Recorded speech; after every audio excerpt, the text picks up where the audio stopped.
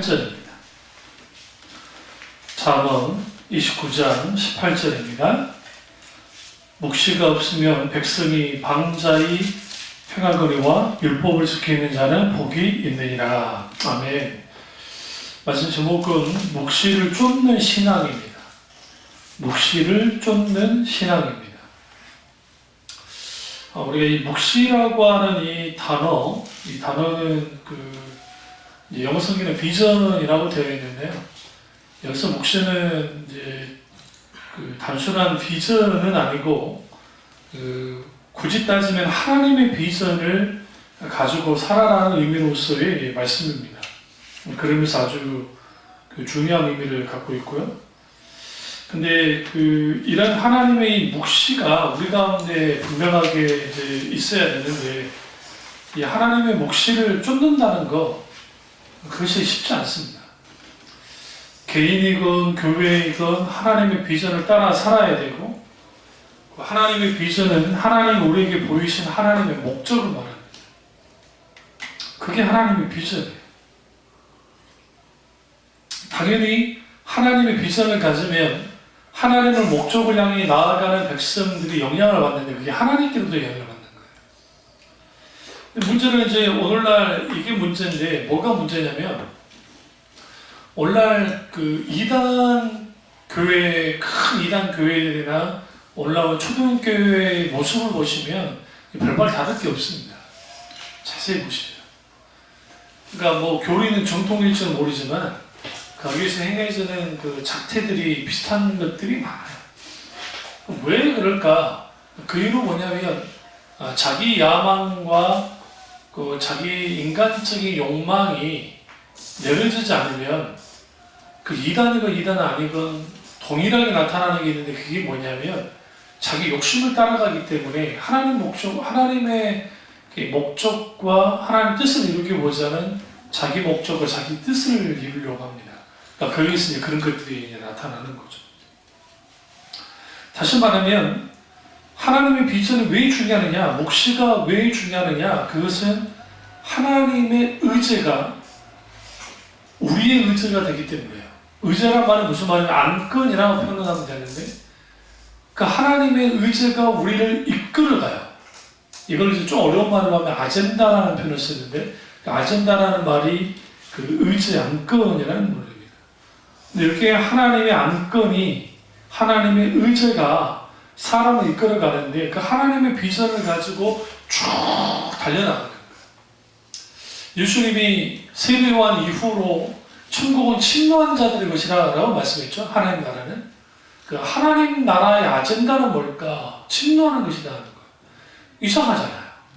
어떻게 하나님의 나라를 침노할 수 있을까? 천국을 침노한다는 게 천국을 공격한다는 의미가 아닙니다. 실제로 원전을 딱 들여다보시면 마치 물밀듯이 하나님 나라를 향해서 들어가는 것을 이제 침노한다라는 표현을 쓰신 거예요. 그럼 왜 하나님의 나라를 향해 달려가는 겁니까? 결국은 사도 바울이 모든 그리스도인들이 표대를 향해 달려가는데, 하나님 나라라고 하는 표대를 향해 달려간다는 거예요. 결국은 그게 그리스도인들이고, 그 그리스도인들이 모이는 곳이 교회라는 거죠. 당연히 하나님의 백성들은 하나님의 나라를 향해서 달려나가야 돼요. 쭉 달려가야 돼요. 그러니까 그런 의미에서 우리가 이제 하나님의 비전이 있는 신앙이 되어야 되는데, 오늘날 하나님의 비전보다는 자기 비전, 자기 욕심, 자기 야망, 자기 목적, 자기 계획들이 아주 넘쳐나는 거예요. 또 그런 분들이 한 세대의 시대를 잘 만나서, 이런 말하면 좀 그렇지만 시대를 잘 만나서 또 그들의 특별하게 또 능력이 많아가지고 어떤 결과물들을 냈단 말이죠. 문제는 뭐냐면 거기에 하나님의 비전이 얼마나 녹아져 있냐, 하나님의 꿈이. 그러니까 마틴 루터가 종교교를 익힐 때에 그는 자기 비전, 자기 뜻을 가져가지 않았습니다. 하나님의 비전을 붙잡았어요. 그럼 여기서 묵시가 없으면 방자에 있다는 것은 단순히 꿈이 없으면 방자해야 된다는 게 아니에요. 옛날에 많은 그 목사님들이 꿈을 가져야 신자가 뭐하지 않는다? 방자해지지 않는다는 표현을 썼는데, 오히려 여기서 묵시는 계시와 관계가 있어요. 계시는 하나님의 뜻, 하나님의 계획, 목적을 다 포함하는 이 모든 것들.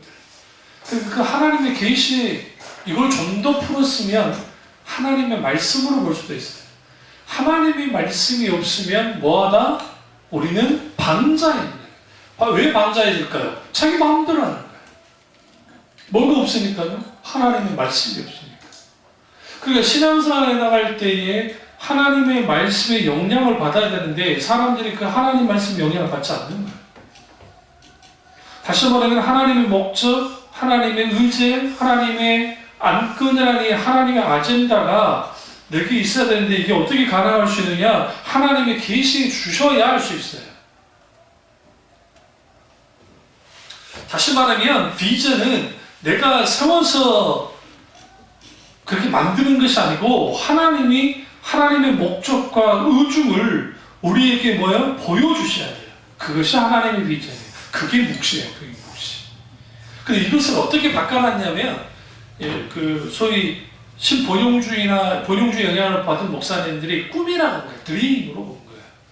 그러니까 하나님의 꿈이라는 말도 않고 그냥 꿈을 가져야 된다. 꿈 없는 백성은, 하나님의 백성은 이제 아주 방자해진다. 그런 식으로 이제 가르쳐 놨단 말이에요. 그러니까 이제 꿈을 가져라. 어떤 꿈을 가져야 되느냐?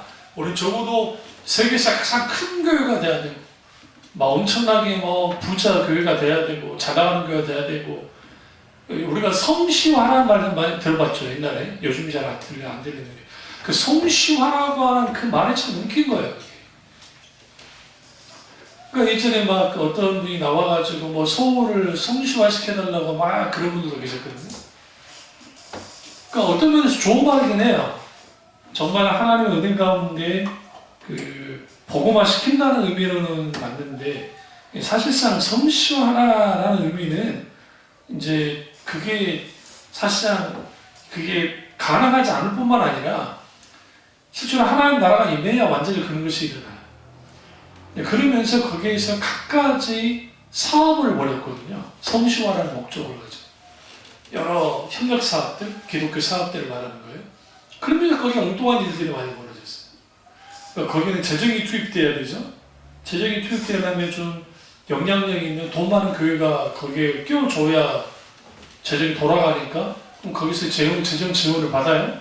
그럼 이제 그 재정 지원을 목사한테 그냥 재정 지원해달라 할 수는 없고, 그러니까 한 자리를 앉게 하고 또 순서도 주고 막 그러는 거죠.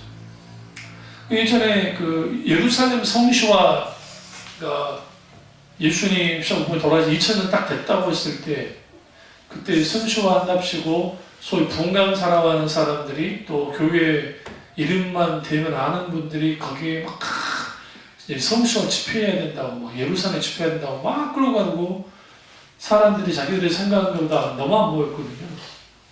그때 당시 적자가 1억 5천인가 2억이 됐는데, 목사라는 인간들 다 도망쳐 와버리고 평신도들 몇 명이 붙잡혔어요.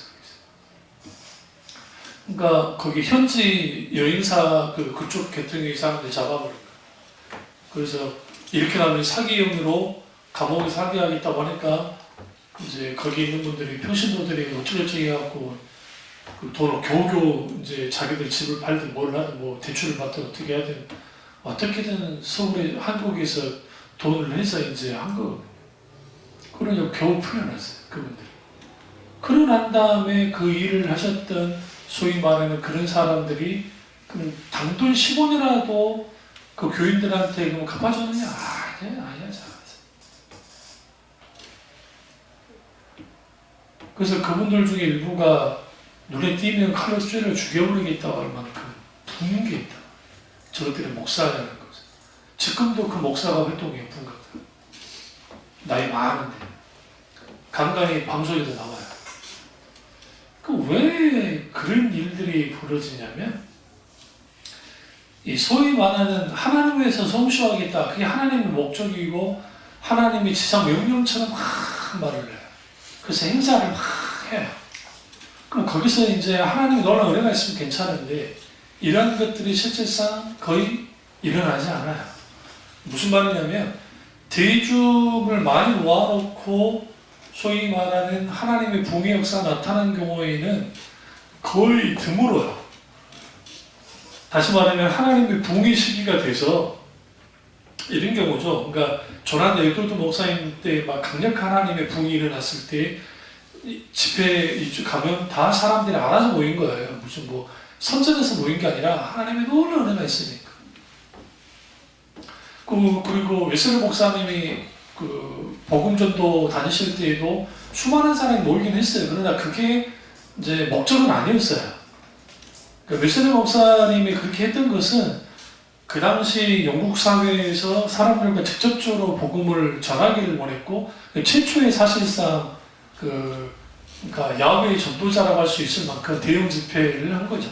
그는 처음부터 그럴 생각이 없었는데 사람이 모여들어서 그런 거고 이제 그러한 것들이 유행이 된 게 찰스 피니 이후에 되는 거예요. 그러니까 찰스 피니라고 하는 분이 그 한 시대에 하나님께 쓰임은 받았지만 긍정적인 의미에서는 아주 복음의 열정이 이제 정말 대단하셨지만 부정적인 의미로서는 뭐냐면 인위적인 성령의 역사, 소위 말하는 광신적인 어떤 그런 것들, 현상만 추구하는 것들, 이러한 것들로 인해서 오늘날 한국교회의 은사주의자들과 오순절주의자들 상당수가 찰스 피니에 영향을 받았어요. 그러니까 이제 뭐 방언 연습을 시키고 하는 일들이 공공연하게 일어나는 거예요. 그게 괜찮다고 생각하는 거예요. 그게 의미 없는 짓을 그렇게 했던 거죠. 그 시대에 영적으로 분별력이 없는 교인들이 그런 기도원에 가서 소위 은혜 받겠다고 막 거기 들이밀었고 그럼에도 불구하고 그 시대가 하나님의 놀라운 한국교회를 향한 부흥의 또 놀라운 은혜가 있었기 때문에 또 하나님의 은혜가 또 있었던 걸 또 부인하지는 않아요.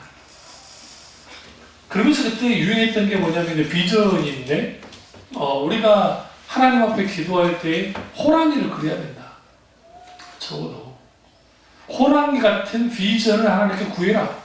그래서 기도하고 그 기도해서 만약에 안 이루어지더라도 우리는 적어도 고양이 정도의 결과물을 낼 수 있다. 라는 식의 설교들은 공공이라는 게 있어요. 그러한 것이 마치 비전인 것처럼. 근데 그건 심리학에서 말하는 거예요. 그 심리학에서 어떠한 그 긍정적인 그러니까 긍정의 심리학, 인간의 긍정의 심리학에 있어서 이걸 자기 동기부여를 할 때는 최대한 크게 하는 게 좋다는 거예요. 그리고 크게 할 때 결과가 좀 작더라도 결과를 냈기 때문에 이게 나쁘지 않다는 거죠. 그래서 인간은 적당히 긍정적인 필요가 있고 적당히 몽상가적인 의미 좀 그런 것도 나쁘진 않다. 이제 그렇게 가르치는 게 심리학에서 그런 요소들을 다 갖고 들어온 거예요, 교회. 그러다 보니까 오늘 잠언서에 있는 이 말씀만큼 왜곡된 말씀도 없어요. 묵시가 없으면 백성이 반자히 행하거니와 율법을 지키는 자는 복이 있느니라. 그럼 여기서 묵시가 없는 거, 율법을 지키는 자, 이거는 동일선상에서 보는 거예요. 그 율법을 지킨다는 것은 말씀을 지키는 자가 복이 있다는 거죠. 그러니까 결국은 우리가 하나님의 말씀을 떠나서는 안 된다. 신앙생활은 불가능해요, 사실요. 근데 많은 사람들이 이 신앙생활을 해나갈 때에 이 하나님의 말씀, 그 말씀 안에서 그 말씀이 나를 지배하고 말씀이 나를 끌고 나가는 일들이 있어야 되는데 그게 안 되는 거예요. 그래서 하나님은 한 세대를 이끌어 나갈 때 성경 66권이 완성되고 이제 AD 100년경에 요한계시록이 완성되고 난 다음에 계시는 종결되고 완성됐어요. 그러고 난 다음에 성령이 그러면 감동하신 일들을 멈추셨느냐? 그렇진 않고 성령께서 어떻게 하시나 이제는 조명하심을 통해서 말씀을 재발견하게 만드실 거예요.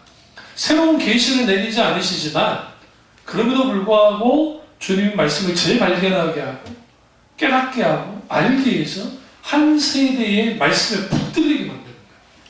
그게 마틴 루터가 그랬고 기타 등등 하나님의 사람들에게 말씀들을 붙잡혀서 놀란 하나님의 붕의 역사가 나타나는 거죠.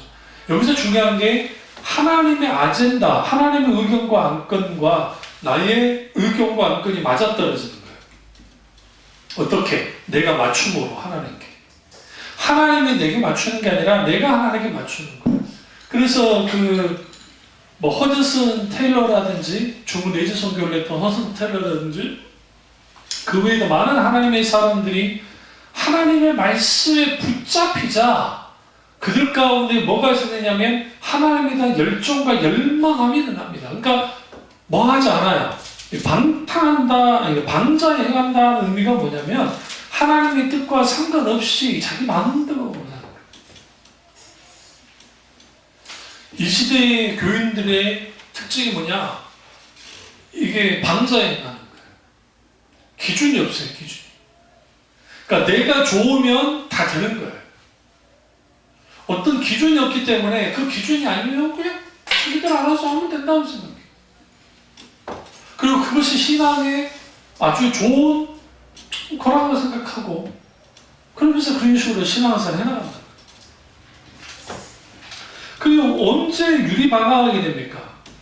성경 예수님께서 목자 없는 양같이 유리방황하는 교인들을 이스라엘 유대인들을 보셨잖아요. 그러니까 너희는 속히 모여라, 목자를 달라고 기도해라 주님 말씀하시죠.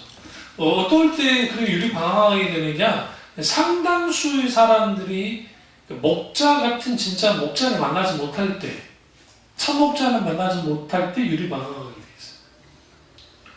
그러니까 소위 가난한 교인이라는 분들 있잖아요. 그러니까 가난한 교인이라는 분들을 사실 이해하지 못할 것도 안 해요. 어떤 면에서는. 왜 그러냐면 교회라는 공동체가 어차피 사람들이 모이는 곳이잖아요. 사랑의 공동체가 돼야 되고 섬김의 공동체가 돼야 되고 하나님 중심적인 공동체가 돼야 되지만 인간이 모이다 보니까 거기에 크고 작은 충돌은 분명히 있게 되는 거예요. 그러니까 그렇게 상처받고 억울하고 하니까 그분들이 교회를 나오지 않고 떠도는 교인이 됐다가 가난한 교인이 됐다가 이제는 결국은 아예 교회도 다니지 않는 일종의 무교회주의자가 되는 거예요. 그리고 자기는 예수님을 믿는다라고 말하는 거죠. 그렇게 해서 오늘날에는 아주 발전을 많이 해서 인터넷만 열면 스마트폰만 열면 생중계를 해주는 교회들이 꽤 많기 때문에 생중계로 이제 듣는 거예요. 자기가 안방에서 거실에. 그리고 그걸 예비 들었다라고 합니다.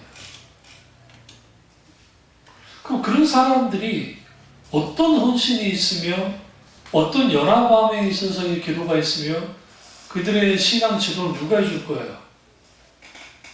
그거 없이 자기들의 신앙생활을 하겠다. 그런데 그것 또한 그러니까 이해가 안 되는 건 아니라니까요.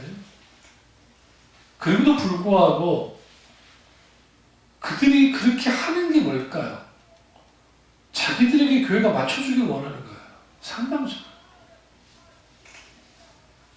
찰스 스펄전 목사님이 오늘날 집회 가서 설교를 다 하고 이제 내려왔는데 은혜 받았다는 교인 안에 와서 목사님 참 많이 받았습니다. 너무 감사합니다. 근데 목사님 제가 교회를 정하지 못했습니다. 이 교회 저 교회 또 돌아다니는데 정말 좋은 교회 진짜 초대교회 같은 그런 교회 있으면 좀 소개 좀 시켜주십시오. 그럼 내가 거기에서 뼈를 묻고 신앙생활 하겠습니다. 라고 이제 물었어요.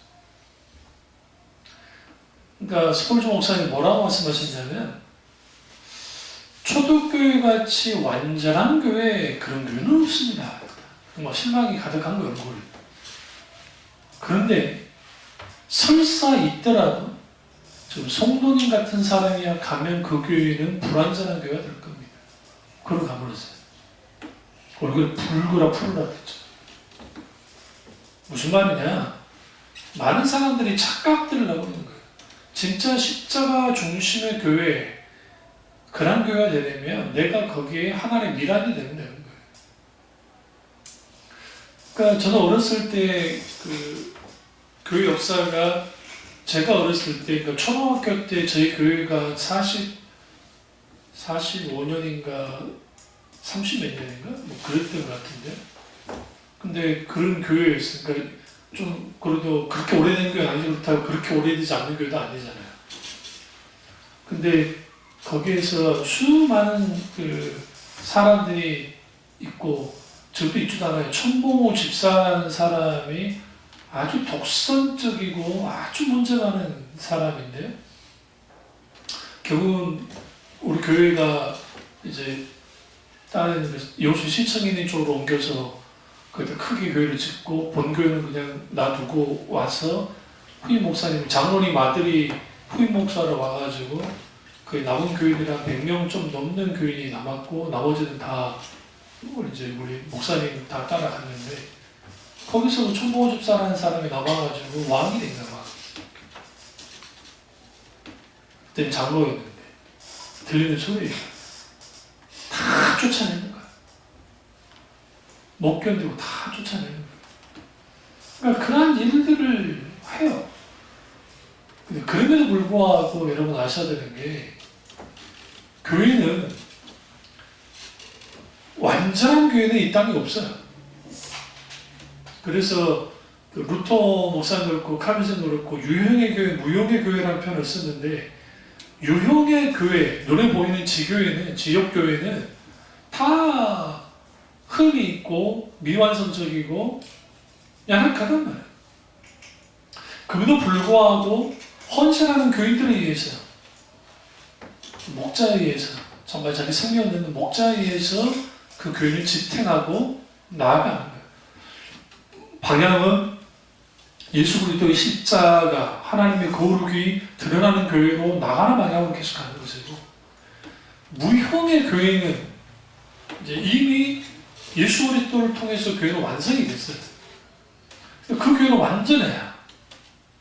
완전하다고요. 왜? 예수님이 실제로 그 교회를 실질적으로 이제 다 완전히 지배하고 계시니까. 물론 이 땅의 교회를 지배를 해야 되지만 인간이 그걸 거부하기 때문에.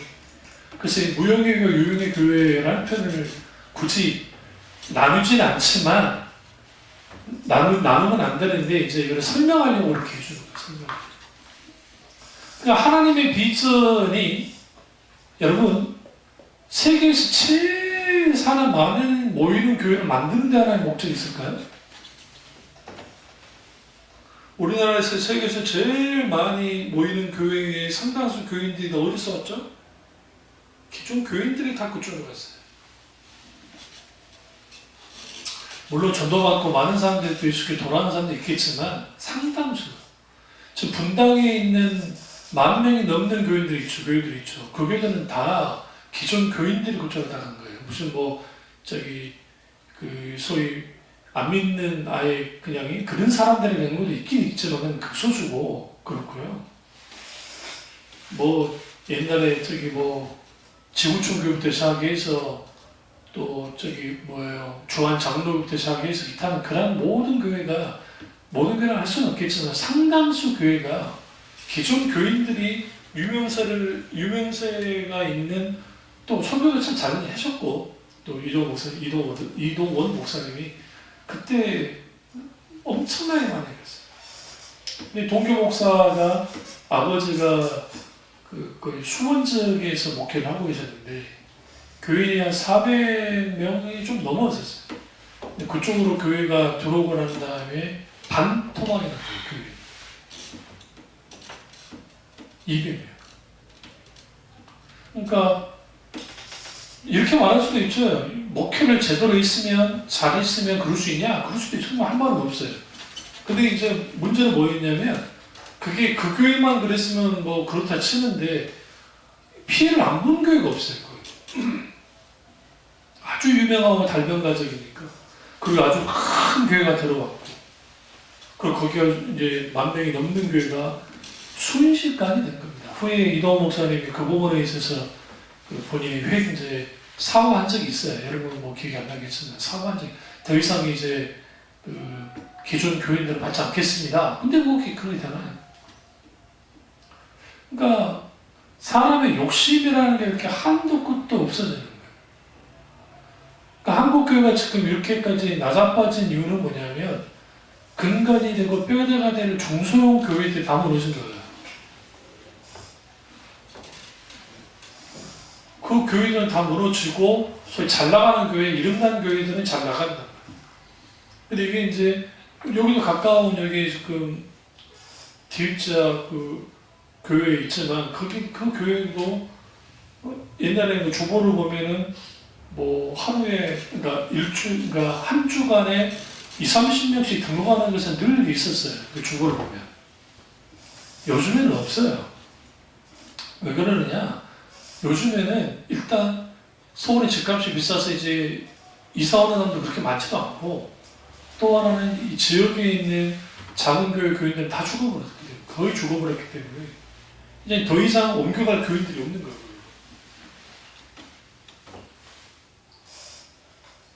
그럼 이게 한 세대가 딱 이제 지나가면 이제는 더 힘들어져요. 그 뭘 잃어버려서 그러느냐? 묵시를 잃어버렸어요. 그러니까 하나님의 말씀은 계속적으로 뒷전으로 밀어나요. 왜 하나님의 묵시가 중요하냐? 묵시를 알려야죠, 백성들에게. 그래야 하나님 백성들이 하나님 목적과 의도를 알 거잖아요. 그럼 왜 하나님의 목적과 의도를 알아야 됩니까? 그래야 하나님의 인도를 받을 수 있기 때문에요. 그렇지 않으면 묵시가 없으면 방황하게 돼요. 방황하게 돼요. 그러니까 그 결정적인 문제는 뭐냐면 목사가 혹은 목자가 소경이 되는 거예요. 영적인 소경이 되는 거예요. 소경이 소경을 인도하면 구덩이에 같이 빠진다 그러잖아요. 마찬가지로 오늘날 목자가 그렇게 되거든요. 예수님이 그 부분에 분명히 말씀하고 있죠. 요한복음 5장 30절과 38절에 또한 나를 보내신 아버지께서 친히 나를 위하여 증언하셨느니라. 너희는 아무 때에도 그 음성을 듣지 못하였고 그 형상을 보지 못하였으며 그 말씀이 너희 속에 거하지 아니하니 이는 그가 보내신 이를 믿지 아니하니라. 하나님의 말씀이 그 속에 거하지 않는다. 그러니까 묵시는 결국 하나님 말씀과 관계가 있는데 그 하나님의 말씀이 우리 속에 거해야 돼.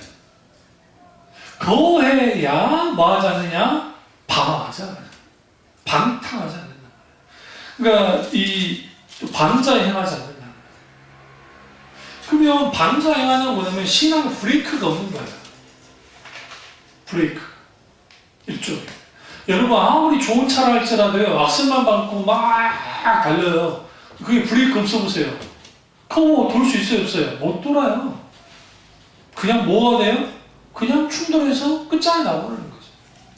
그러니까 수단과 방법을 안 버리고 한국 교회가 교회를 성장시키면 된다고 했고 그래서 어떻게든 다른 교회와 경쟁할 때 다른 교회 뽀전히 잘 다니고 있는 교회들도 끌어당기는 거 그거 죄악시하지 않았어요.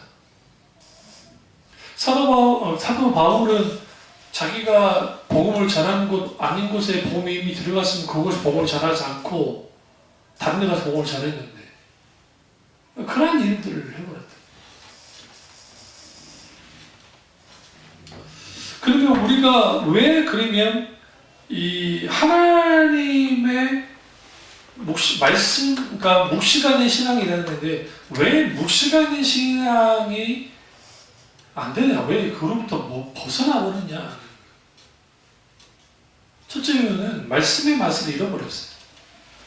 그러니까 하나님의 설교 말씀이든 기록된 말씀이 있는 것이든 그 하나님의 말씀이 우리 가운데 온전히 강력한 영향을 끼쳐야 돼요. 말씀의 영향을 받아야 된다고요. 그래서 그 말씀이 나를 끌고 나가야 돼요. 우리는 그 말씀을 쫓아나가야 돼요. 그래서 어떤 걸 분별을 할 때에 이게 하나님의 말씀에 부합하지 않다고 한다면 그걸 스톱시킬 수 있어요. 근데 이 맥가브란의 그 선교 전략이라는 게 예전에 잠깐 말씀드렸었는데요. 교회 성장학과 관계가 있는 사람인데요. 한국교회가 이 사람 영향을 받고 한국교회가 아주 그러니까 좋게 말하면 급성장을 했어요. 근데 문제가 뭐냐면 성장 지상주의에 빠졌어요. 상장지상주. 그러다 보니까 교회가 이제 하나님의 교회가 숫자적으로 늘어나려면 뭔가 문을 개방해야 되잖아요. 개방을 해야 되니까 이제는 개방하지 않아야 될 것까지도 다 열어버려요. 너무나 많은 거. 그러니까 그러다 보니 그런 진리가 이제는 더 이상 자리 잡지 않는 거예요. 말씀이 지표가 되고 하나님 말씀이 우리 가운데 길이 되고 소금이 되고 빛이 되는 사명에 아주 중요한 영향을 끼치는데, 근데 그 말씀이 더 이상 영향력을 상실해버린 거예요. 왜요? 더 이상 하나님의 말씀의 중요도가 과거에 비해서 없어요. 왜 그러냐면 이건 고리타분한 이야기라고 생각하니까. 성경 이전에 이게 이제 다원주의 영향을 받아서 그래요. 사람 자기적 진리는 없고 사대적인 진리가 난무하는데 자기가 생각할 때 좋은 거면 다 좋은 거예요. 그러니까 더 이상 하나님의 말씀이 그들의 삶의 지표나 실질적인 교훈과 책망과 의롭게 충분한 말씀에 불구하고 이제는 말씀은 계속 뒤로 밀려나는 거예요. 뒤로 밀려나다 보니까 또 이제 사고 방식이 하나님의 말씀적인 성경 말씀적인 사고 방식이 아니라 이제는 세상 방식을 가지고 사고하는 거예요. 그럼 그렇게 됐던 이유는 뭐냐면 설교에서 실제로 찾아야 돼요. 이게 양들의 잘못이 아니고 목사들의 잘못이에요. 어떤 식으로 설교들을 많이 했냐면, 그러니까 구약에서 신약에 이르기까지 성경을 왜곡되게 해석을 많이 나왔어요. 대표적인 게 이제 아브라함이 갈 바를 알지 못하고 나오잖아요. 나와서 가나안 땅에 들어가면 젖과 꿀이 흐르는 땅으로 갔습니다. 그러니까 우리는 그 스토리를 딱 들어보면 아주 참 대단한 스토리거든요. 이 부분을 이제 어떻게 하냐면 하나님이 명령하실 때 순종하면 아브라함처럼 하나님이 이런 놀라운 복을 주신다라고 하면서 기복주의와 연결시키기 시작했어요. 그래서 복받는 사람이 돼야 된다. 아브라함 봐라. 이제는 갈대아 우르에서 갈 바를 알지 못하고 하나님께 순종하고 나갔더니 가나안 땅에서 젖과 꿀이 흐르는 그 가나안 땅에서 하나님의 놀라운 축복을 받았고, 이제는 그가 축복한 자에게 축복이 임하고 저주한 자에게 저주가 임하는 정도의 정말 복의 근원 되시는 하나님이 진짜 정말 진정한 충만한 복을 받는 사람이 되게 만들었다. 얼마나 복이 많은 사람인가. 뭐였기 때문에 하나님을 잘 믿고 하나님께 충성 봉사하고 하나님께 순종해서 이렇게 복 많이 받았지 않느냐. 우리 또한 아브라함처럼 충성 봉사합시다. 여기까지는 괜찮아요. 그런데 복 받기 위해서라도 충성 봉사합시다. 뭘 빼놨냐면 아브라함이 갈 바를 알지 못하고 나왔을 때에 땅을 준다고 했잖아요.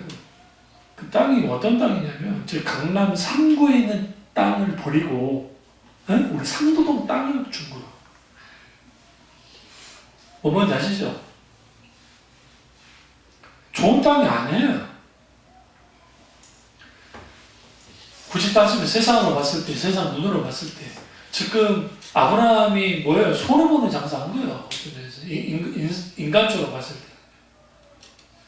그러면 자식 못 나는 것 때문에 아브라함이 갈 바를 알지 못하고 하나님께 따라간 겁니까? 처음부터 아브라함이 믿음의 사람은 아니었기 때문에 그가 과정에서 믿음의 성장이 나아가요. 마지막 그의 신앙의 원숙함은 우리가 너무나 잘 아는 모리아산에서, 모리아 땅이라는 한 산에서 이삭을 바침을 통해서 그가 신앙이 인정받고 신앙이 우뚝 서죠. 그 전까지 아브라함이 아주 갈등합니다. 준다는 자식은 주지도 않고 하나님이 땅 한 톨도, 그러니까 한 평도 못 얻었어요. 근데 그가 믿음으로 계속 주의 약속을 붙잡고 나아갔다는 거죠. 그러면서 이걸 어떻게 바꿔놨냐면 소위 말하는 너무나 많은 목사님들이 아브라함처럼 그런 비전을 가지는 거예요. 그 비전을 가지고 나아갔을 때, 그 꿈을 가지고 나아갔을 때 하나님은 그 꿈을 통해서 뭐 했다? 결국은 이삭이라는 아들을 주셨고 그리고 있다. 근데 그 꿈이 아브라함의 꿈이었나요? 아니요. 하나님께 또 주셨어요.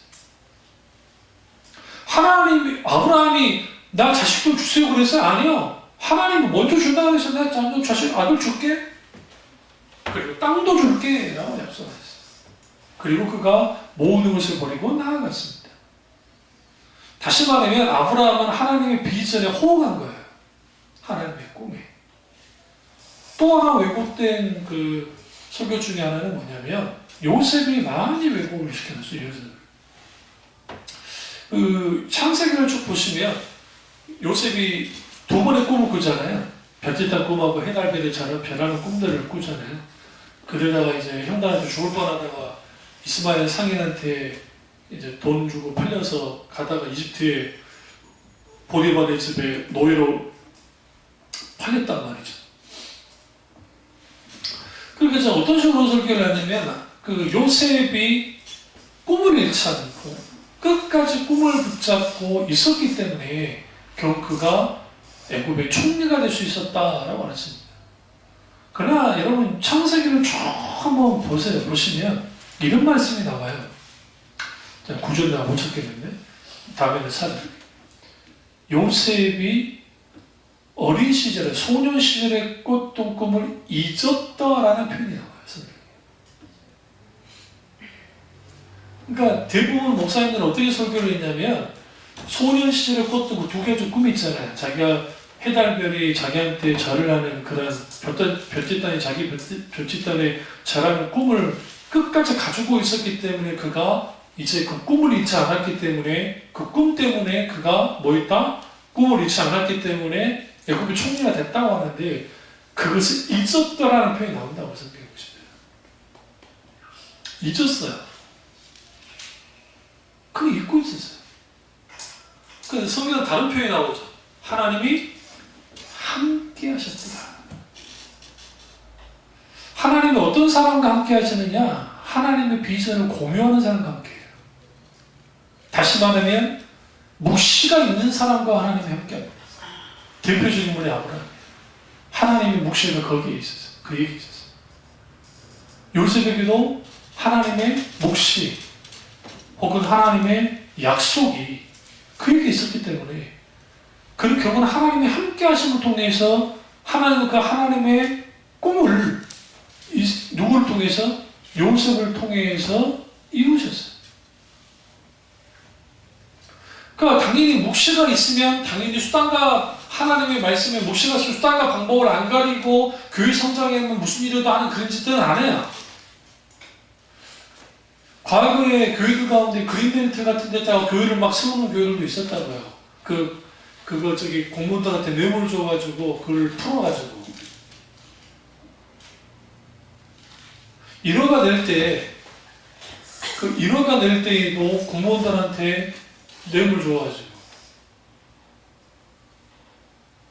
그 열린교회도 그 땅을 사는데 땅 주인이 이중계약서를 쓰자고 그런 거예요. 근데 알고 보니까 그때가 그렇게 유행했대요. 그러니까 이게 아직 뭐 불법이라는 인식도 크지 않고 국가에서 그게 크게 처벌하지 않을 때래요. 그러니까 요즘 막 청문회 나와가지고 막 장관 호우자들 막 혼나잖아요. 그게 뭐냐면 그때가 막 그럴 때예요.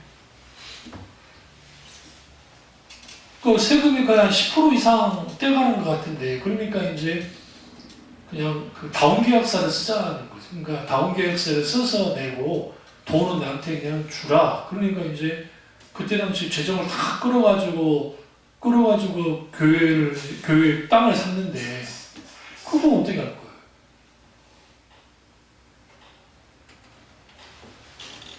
목사님 그럴 수 없다 그랬어요.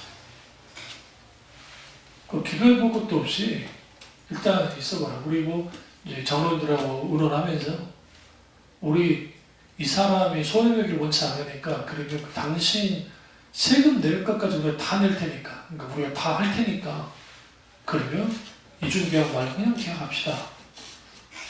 손을 보고 샀어요. 그리고 교회를 지은 거예요. 세상 사람들 보면 얼마나 어리석고 미련한 겁니까? 하나님 보시기에는 얼마나 귀합니다. 그러기가 쉽지가 않아요.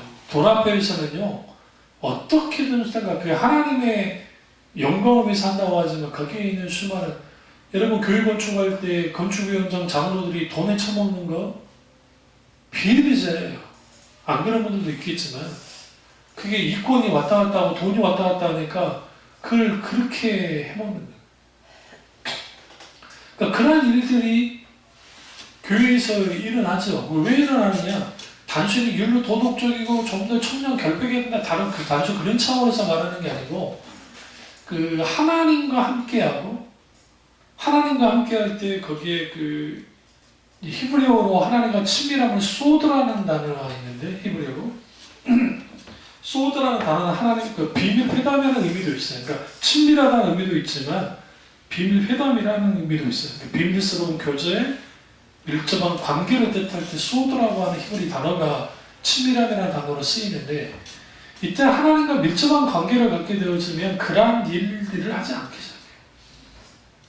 그러니까 하나님의 사람들은 수단과 방법을 안 가리고 하나님 뜻을 이룬 사람이 다 한 명도 없어요. 그러니까 세상 몰라면 정도만 갔어요. 오직 그 길만 갔어요. 그러니까 어리석을 정도. 근데 놀랍게도 하나님은 그들을 통해서 뭐 하셨느냐? 하나님의 놀라운 역사를 이루셨어요. 그러니까 오늘날 우리가 그걸 통해서 우리 뭘 할 수 있냐면 묵시가 없으면 방자행한다는 말은 뭐냐면 기준이 없으니까 무엇이 잘못됐고 무엇이 옳은지에 대한 분별력도 흔들릴 것이고 그러니까 그런 상황에서 뭔가를 할 때 뭔가 교회에 이익이 된다 뭔가 우리에게 이익이 된다 그러면 수단과 방법 안 가리고 하는 거예요. 그러니까 성결교회 그 교회의 그 장로라고 하는 그 국가의 아주 높은 집에 있었던 그 사람이 응? 자기 개인 비리 돈 하는 거 돈 세탁하는데 자기 재정을 세탁하는데 교회를 이용한 거잖아요. 그 교회가 갑자기 작았다가 교회가 커졌거든요. 그 교회 건축도 그 장로라는 사람이 많이 돼가지고 교회가 큰 교회를 졌단 말이에요. 그러다 보니까 거기에 잘못된 거 하면서도 담임 목사라는 사람이 그 재정이 그렇게 되는 것도 묵인해버렸단 말이에요. 재정보다 묵인.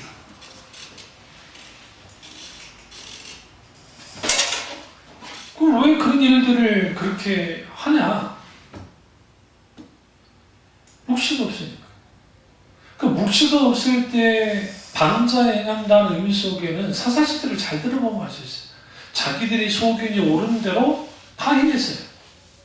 말도 안 되는 일들이 일어났단 말이에요. 그때. 그게 오늘날의 묵시가 없는 신앙이 되어지면 신앙생활은 자기 마음대로 해요. 기준이 자기이기 때문에. 하나님도 자기 기준대로 움직여지기 원해요. 우리가 말씀에 한결같게 나가는 게 아니라. 그러니까 하나님과 친밀한 교제가 없으니까 하나님으로부터 뭐여져요? 자꾸만 하나님의 꿈으로부터 멀어져 가는 거예요. 늘 말씀드리지만 어떤 교회의 힘은 초등교회라고 잘못되다는 건 아닙니다. 무조건. 그 역할을 잘 감당하면 그게 귀한 거죠. 그럼에도 불구하고 교회가 교회로서의 사역을 사명을 잘 감당해 나아갈 때에 적어도 한 지역을 강력한 선한 영향력을 끼칠 수가 있어야 돼요. 그게 지금 잘 안 되는 거죠. 뭐가 없으니까요? 묵시가 없어요. 그래서 묵시가 없는 사람들은 결국은 하나님의 말씀, 말씀드렸지만 그 하나님의 말씀의 맛을 보지 못했기 때문에 너희는 여호와의 선하신 맛보아 알지어다 라고 하죠. 그 맛보아 알아야 되는데 이제 말씀 본 적이 없어요. 황교익 씨가 그 말 했다잖아요. 떡볶이는 음식이 아니라고. 왜 그러느냐? 떡볶이 자체가 음식이 아니라는 게 막 떡볶이가 무조건 막 잘못된 음식이라는 게 아니라 정크 푸드라는 거예요. 아주 좋지 않은 음식이라는 거예요. 왜? 달고 짜니까. 달고 짜니까.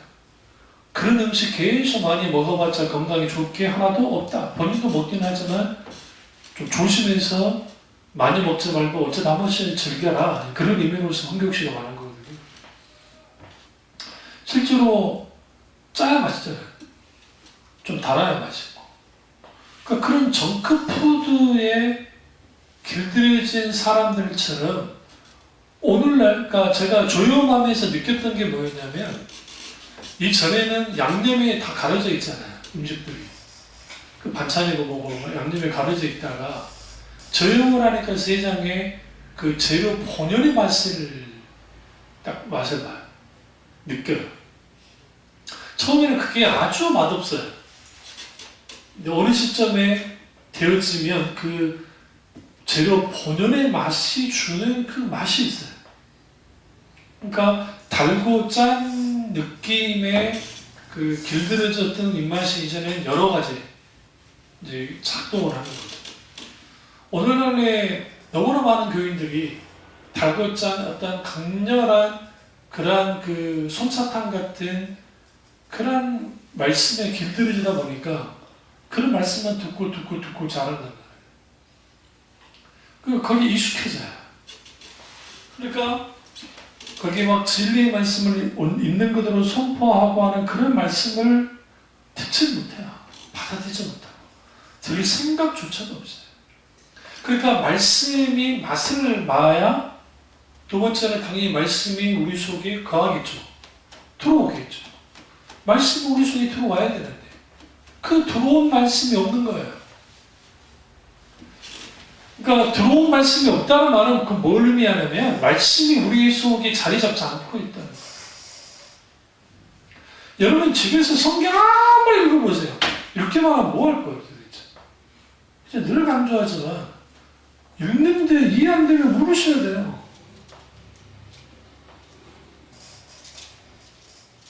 그 성경을 읽는데 나한테 질문할 게 없다. 나 진짜 대단한 사람들이라 생각해. 두 가지로밖에 생각할 수 없어요. 성경을 제대로 읽지 않고 있다거나, 응? 첫 번째는. 두 번째는 자기가 완전히 다 아는 거예요. 저도 성경이 있다 보면 모르는 부분이 있다는 거예요. 여기 더더군다나 잠언서 36장 루멜 왕이 나오는데 루멜 왕이 누구예요? 성경에 루멜이라는 왕이 어디냐고 도대체. 제가 잠언서 여러분 강의하면서 루멜 왕에 대해서 한 적이 있어요. 다 까먹으셨겠지만. 그러면 적어도 잠언을 읽다가 루멜 왕이 나오면 목사님 도대체 루멜 왕이 누군가요? 라고 질문이라도 던져줘야 되는데 안 던져요. 왜? 반은 뭐처럼 읽어요? 반은 그냥 제껴놓고 성경을 보는 거예요. 또 설교를 듣다가도 어떤 부분이 좀 의문이 나면 물어야 돼요. 목사님 이런 저렇게 뭐 이번 주에 이렇게 설교하셨는데 이런 어떤 의도로 하신 건가요? 아니 이렇게 이렇게 이거의 말씀입니까? 저게 말씀입니까? 묻기로도 해야 되는데 그런 거조차도 하지 않아요. 그러니까 이 하나님의 말씀이 맛을 보고 말씀이 우리 속에 거하는 것이 되어져야 우리 속에 묵시가 있게 되죠. 당연히 하나님의 우중과 하나님의 아젠다, 하나님의 그 안건과 의견이 하나님의 계시의 말씀을 통해서 주어지는데 성령님이 조명하셔서 우리에게 주어질 때 그 하나님의 목적과 의도와 또 뜻이 우리 가운데 분명하게 비춰지면 우리 그걸 가지고 살아갈 힘이 우리 속에 넘잖아요. 없으니까 당연히 우리는 묻는 거예요. 주님 그렇다고 한다면 이제 어떻게 이 말씀대로 살아갈 수 있습니까? 라고 물어요. 당연히 우리는 뭘 붙잡게 돼요? 내게 말씀하셨던 그 약속을 붙잡게 되어지고 그것이 기도로 갖고 나가게 되고 그것이 좀 더 앞에 나아가면 성령님의 놀라우신 도우심 우리 가운데 그 말씀을 가지고 살아가기 시작하는 거예요. 살아가기 시작할 때 그 속에서 뭐가 있게 됐겠어요? 당연히 깨어있게 돼요. 경성함이 있어요. 말씀이 있는 자리에는 근실함이 있다고요. 말씀이 있는 자리에는 깨어있음이 있고. 그러니까 당연히 방자 행하지 않아요. 그런데 젊은 청년들이 주로 막 찬양할 때는 막 방방 뛰다가 기도할 때는 열심히 하다가 설교 들을 때는 졸고 어떻게 할 거예요? 여러분 설교 들을 때 조는 분들 정말 조심하세요. 사탄이 아주 그냥 쥐를 밟아요. 설교 안 듣고 딴짓하는 분들도 생각보다 많아요. 아주 불쌍스럽고. 이게 처음에는 자기 기질로 그러지만 원수가 그 기질을 가지고 그렇게 만들어요. 그러니까 말씀이 들려오지 않으니까 영적으로 성장이 안 되는 거예요. 말씀의 양식을 먹지 못하는 거예요. 그 말씀의 양식을 먹지 못하니까 무슨 일을 벌이냐면 영적으로 자라나지 못해요. 영적으로 건강해지진 않아요. 그러니까 여러분 같은 설교를 들어도 들을 귀가 열린 사람과 들을 귀가 없는 사람의 차이는 뭐냐면 들을 귀가 열린 사람들은 말씀을 전체를 이해한다고 불가능해요. 목사도 마찬가지고. 진짜 잘 이해하는 사람들, 설교 말씀 이해하는 사람이 70% 받아들였으면 정말 대단한 거예요. 그러나 듣는 훈련이 되어 있으면 상당 부분을 받아들인다. 상당 부분. 그리고 그 설교를 들었을 때에 그 설교 내용만 듣는 게 아니라 한 단계 더 나아가서 들을 수 있는 것들이 필요해요. 이 말씀이 이걸 용도해서 이 말씀이 나왔다 하기 시작할 때 더 풍요롭게 말씀을 들을 수 있도록.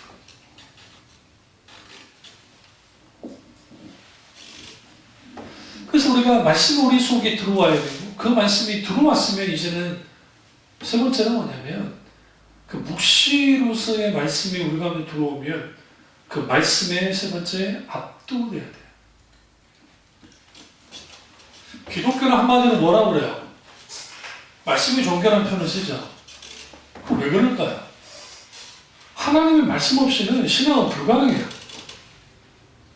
그 말씀에 압도되어지려면 베레아 교인들처럼 일단은 말씀이 열려 있어야 되고 또 하나는 뭐냐면 그러한가 상고해야 돼요. 말씀을 묵상해야 돼요. 티를 꺼내듯이, 티를 잡듯이, 끄집어내듯이 말씀을 볼 수 있어야 돼요. 여러분들이 뭐 신천지가 이단이라고 그러니까, 구원파가 이단이라고 그러니까, 여화적이냐, 뭐 삼위일체를 부인하니까 그렇다 치더라도, 하나님의 교회는 뭐 안상우이하고 장밀자가 지들이 뭐 하나님이라 그러니까 그렇다 치고, 근데 그 박국수라든지, 이호환이라든지 막 그런 이단들이 저기 귀신놈 김기동이나 이초석이나 막 그런 사람들 설교할 때 이적도 맞춰가지고 설교할 때 보세요. 그 사람은 부활절 예배 고스란히 드리고 다 해요. 똑같이.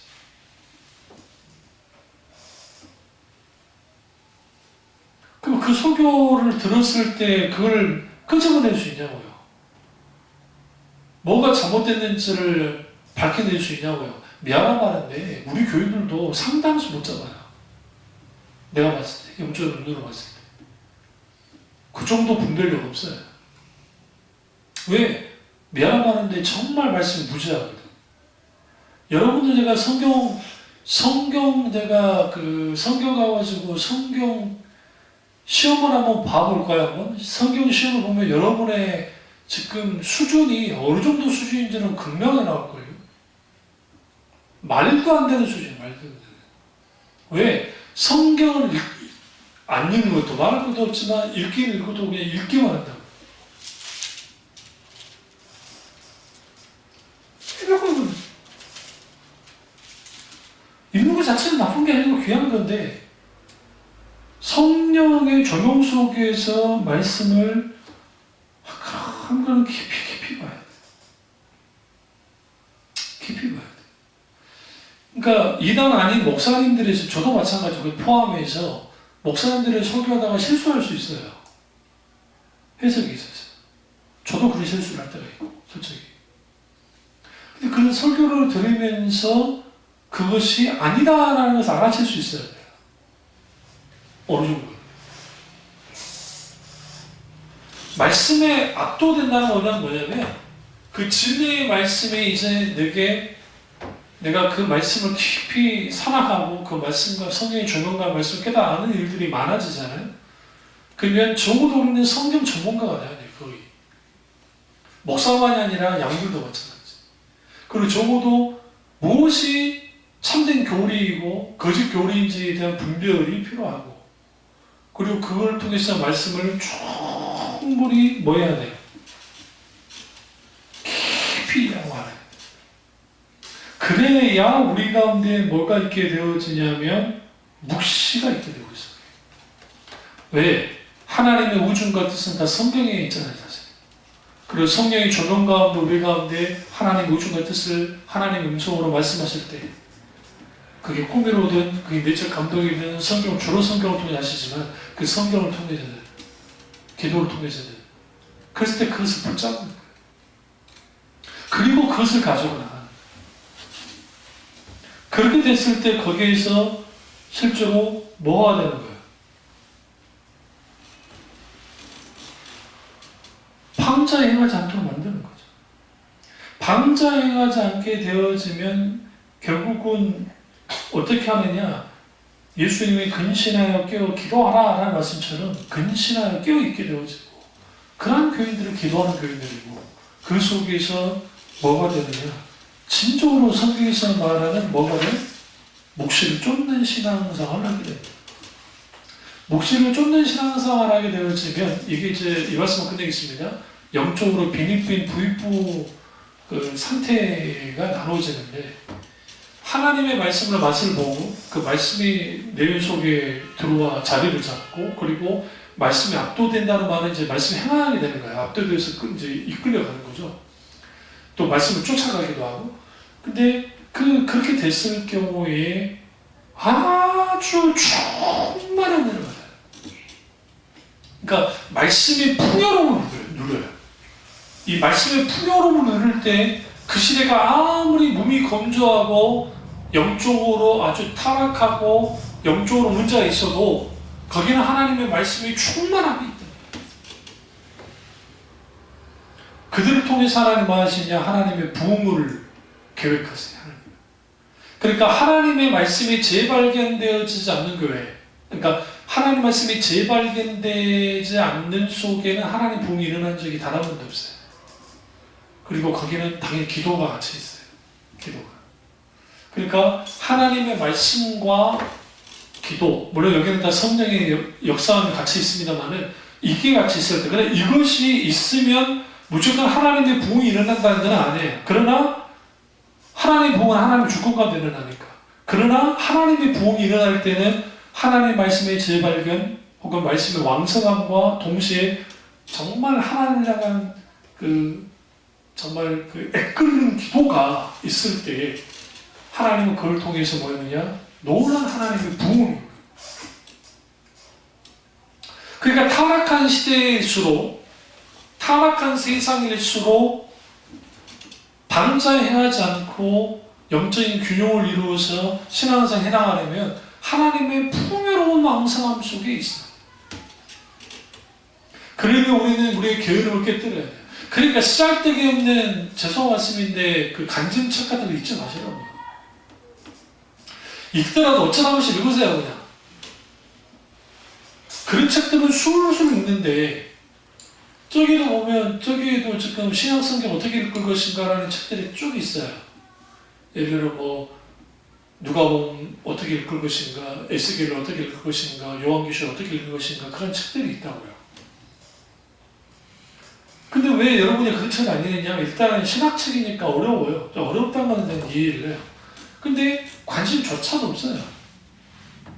뭐 그냥 읽으면 되지 뭐. 그러니까 안 자라나는 거예요. 안 자라나. 그러니까 우리끼리는 할 이야기가 있는데 세상 사람들하고 이야기를 하면, 만약에 성경 가지고 이야기를 하면 할 말이 없는 거예요. 뭐 다빈치 코드에서 뭐 유다복음이라든지 무슨 뭐 도마복음 같은 거 말하면 성경에 그런 게 있었어? 그게 그게 다 어디서 온 거예요?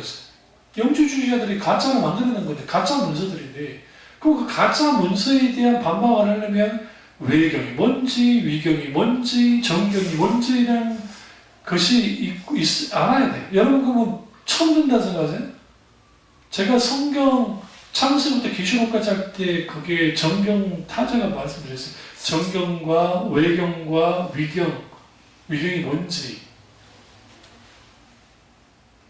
정경은 성경 66권을 말하고 외경은 카톨릭이 정경에 포함시켰어요. 그게 외경이에요. 그래서 정경 외에 있는 경전. 위경은 가짜 경전이라서 카톨릭이 지불하지 않아요. 가짜 경전. 위장이라는 표현이죠. 그럼 왜 유다서라든지 도마서라는 이름을 쓰느냐?